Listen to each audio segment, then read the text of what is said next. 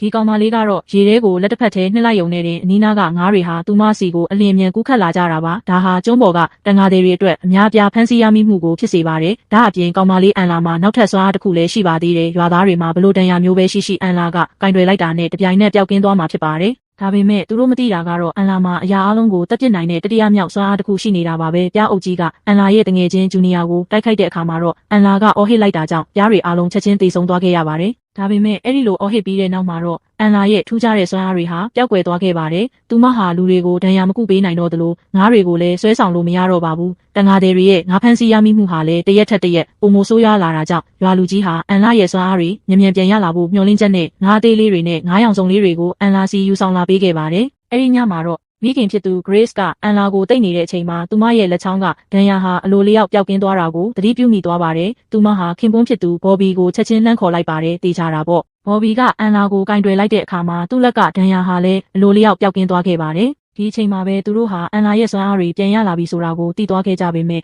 ဒီစွမ်းအားဟာအန်လာအိပ်ပျော်နေတဲ့အချိန်မှာပဲအသုံးပြုလို့ရတာဖြစ်ပါတယ်။ဒါပေမဲ့သူတို့ရဲ့စကားဝိုင်းကိုအန်လာရဲ့အဖွားဖြစ်သူကတိတ်တဆိတ်ချောင်းနှားထောင်နေခဲ့ပါတယ်။ဒါကြောင့်မို့လို့နောက်ရက်မှာတော့တန်ငါတွေဟာအန်လာရဲ့အိမ်ကိုအပြေးအလွှားရောက်လာကြပြီးငါးဖမ်းဖို့ကူညီပေးဖို့အန်လာကိုတောင်းဆိုကြပါတော့တယ်။တေချာတာကတော့အန်လာရဲ့အဖွားကဒီလိုဝက်ချက်ကိုပေါက်ကြားအောင်လုပ်လိုက်တာပါပဲ။တန်ငါတွေရဲ့အသနာခံမှုကိုမငင်းဆန်နိုင်တာကြောင့် Grace ဟာအန်လာကိုအိတ်ဆေးတွေရောဆက်ထားတဲ့ရေတစ်ခွက်ကိုတိုက်လိုက်ပါတယ်။အဲဒီနောက်မှာတော့တန်ငါတွေဟာအန်လာကိုကမ်းခြေစီတဲဆောင်သွားပြီးသူမရဲ့လက်ကိုရေထဲနှစ်လိုက်ကြပါတယ်။တေချာတာပေါ့။တန်ငါတွေဟာငါးတွေကိုအများပြားပြန်လည်ဖမ်းဆီးရမိခဲ့ပါတယ်။ဒါပေမဲ့ဘော်ဘီကတော့ဒီလိုလုပ်ရက်ကအန်လာကိုစောစောစီးစီးတေးစေလိမ့်မယ်ဆိုတာကိုသိနေပါတယ်။ဒါကြောင့်သူဟာဆရာဝန်တယောက်စီမှာအကူအညီတောင်းပြီးအန်လာကိုဒီကျွန်းကနေခေါ်ထုတ်သွားဖို့ဆန္ဒရှိခဲ့ပါတယ်။ဒါပေမဲ့အဲ့ဒီညမှာပဲဘော်ဘီကအန်လာကိုခေါ်ပြီးထွက်ပြေးဖို့စူးစမ်းတဲ့အချိန်မှာအဲ့ဒီဆရာဝန်ရဲ့အိမ်ဟာမီးလောင်နေပြီးဆရာဝန်ကတော့အိမ်ထဲမှာရှိနေတာကိုတွေးလိုက်ရပါတယ်။တေချာတာကတော့ဘသူတွေကများဒီကလေးမလေးကိုထွက်မသွားစေချင်တာလဲဆိုတာကတော့